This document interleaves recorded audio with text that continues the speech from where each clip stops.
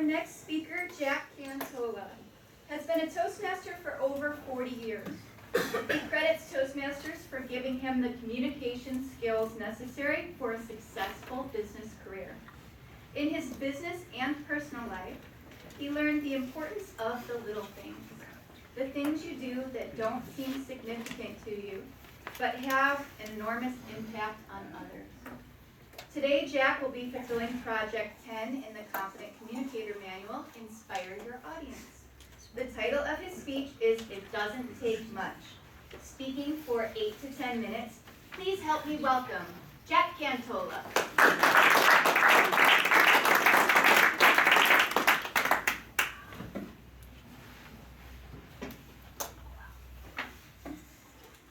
Tears came to Rosanna's eyes, and she said, "Nobody's ever said that to me before."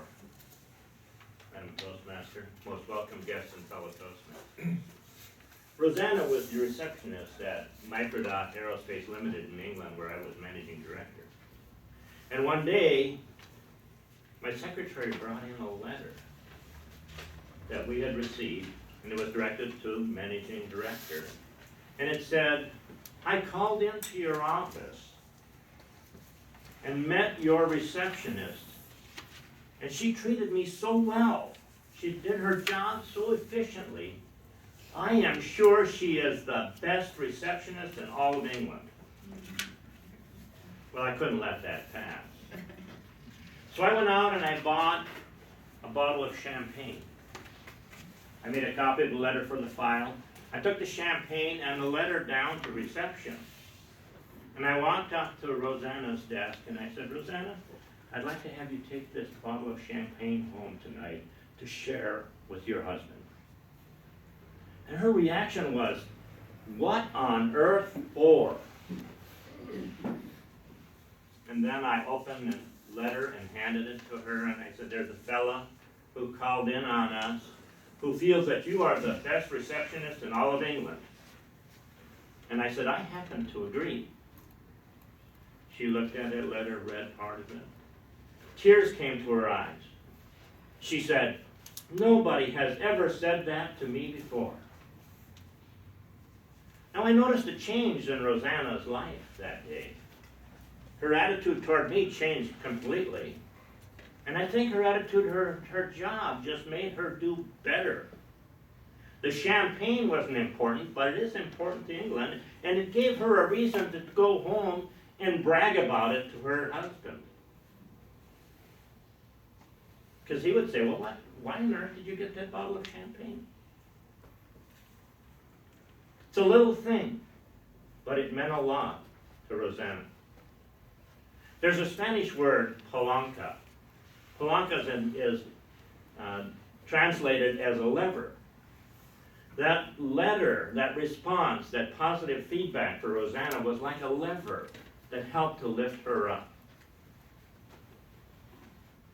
Now there are a lot of other occasions when that happens, and for me it happened when I learned that my friend, a fellow that I went through all of high school with, Ron Loberg, was diagnosed with terminal cancer. Now, I didn't know whether or when I would be able to get back to see him in person, so what I did was I wrote a little note. And I sent that note to Ron. And all I said is, "Ron, you're in my prayers and will always be. And I want you to know that I have always valued you as a good and loyal friend. Thank you for being my friend." And I thought nothing more of it. After 3 or 4 years after he had passed away, my wife and I were in Minnesota, and we rented a condo and invited some friends over to enjoy some time together. And so I called Carmen, Ron's wife, to invite her over. And during our conversation, she shared the fact that during these last days, the note that I had sent Ron resided on his nightstand, and that everyone that came over to visit had to read the note. No big deal, just a little note. But to him, it was validation for his life as a friend.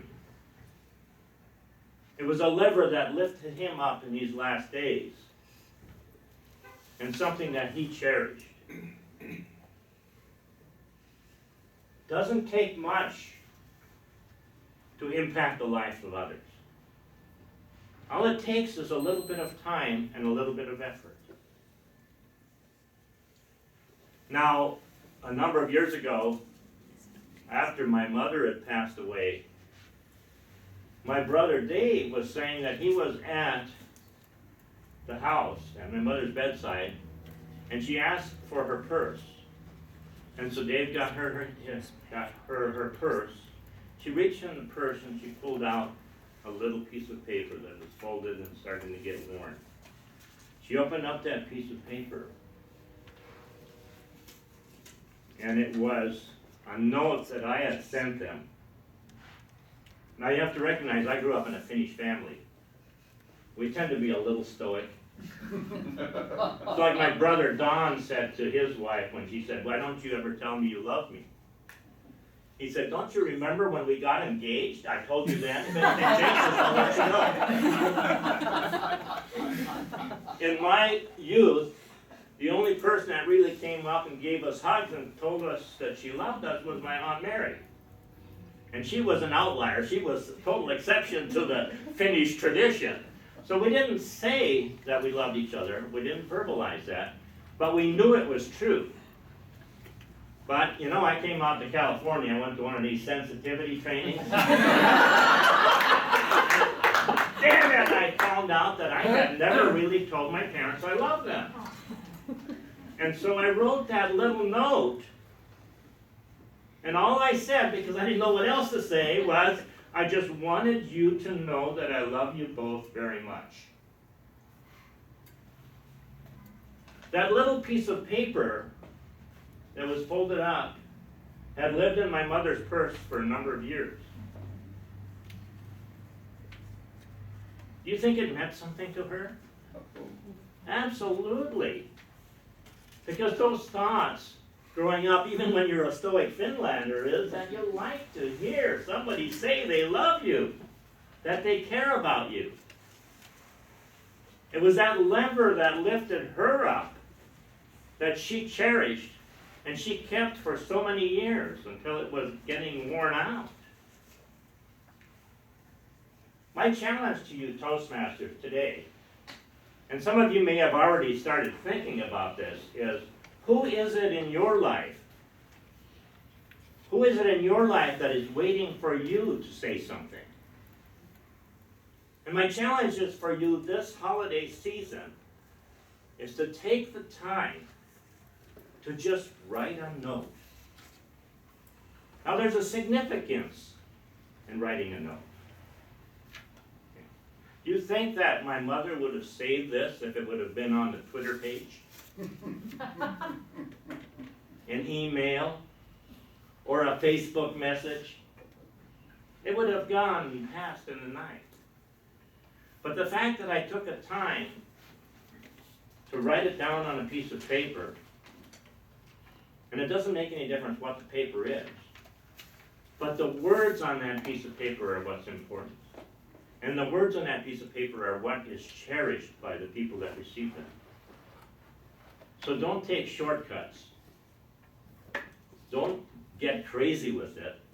But just for one person this year, write that note that maybe you've been waiting to write, thinking about writing.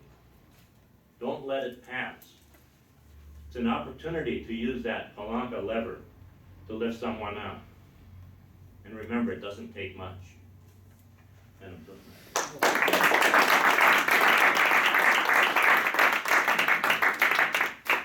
Thank you, Jack. Madam Timer